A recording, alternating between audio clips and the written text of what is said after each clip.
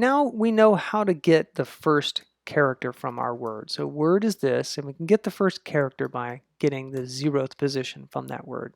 Let's assign that for the moment to a variable. So we'll call it char.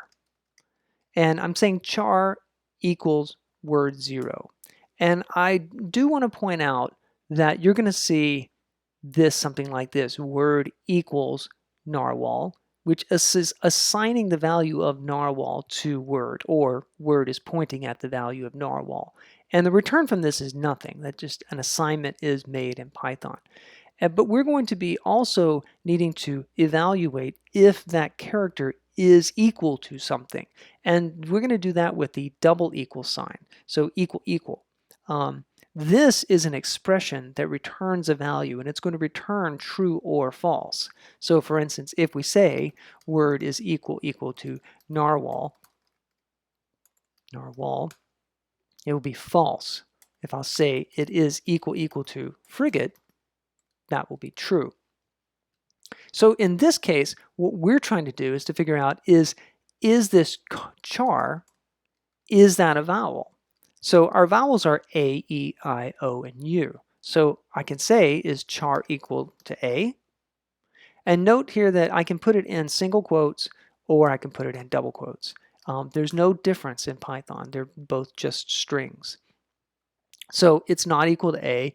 I need to compare it to all 5 vowels, and then I'm going to need to compare it to the uppercase vowels too, because I will be getting uppercase words. So I can combine things, I can combine these comparisons by saying and or. So I can say char is equal to A, or char is equal to E, or char is equal to I, and you see how we can go on with that. So I'm actually going to have to make 10 comparisons, 5 lowercase vowels, 5 uppercase vowels, and that's going to be tedious, very, very tedious. So is there an easier way to do this? Well, first off, I could get it down to 5 comparisons by simply lowercasing the word. So we talked a little bit about, like we looked at word.upper, that will give us an uppercase version of the word.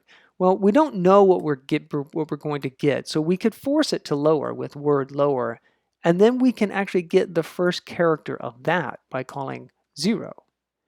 It doesn't matter, you can also say word 0 dot lower, and that also works. We're just taking the first character of word and we're converting it to a lowercase. So let's say we're going to assign that to our character. So char is now equal. We know that we only have to make, at a minimum, we only have to compare to A, E, I, or char is equal to O, or char is equal to U. And now we know we're only having to compare to 5 things. And let's change word to octopus. Octopus. And let's reassign character to that. Let's make sure that character is now O. And now when we run those comparisons, yes, it is one of those characters. So, and it would work also if we assign the word to uppercase octopus, because we're going to be converting it to lowercase for the comparison. So it will still work. So that's not bad, but we can do better. There's a much easier way to see is one string in a longer string, and that's using the in method. So I can say, for instance, I can ask, is A in A, E, I, O, U? That's true. So I could also say, is char in A, E, I, O, U? Yes. If the word is equal to frigate, and I set the char equal to the first character, and now I ask, is that character in A, E, I, O, U? The answer is false. So using that, can you figure out a way to find which article you should choose? We're going to talk about that next.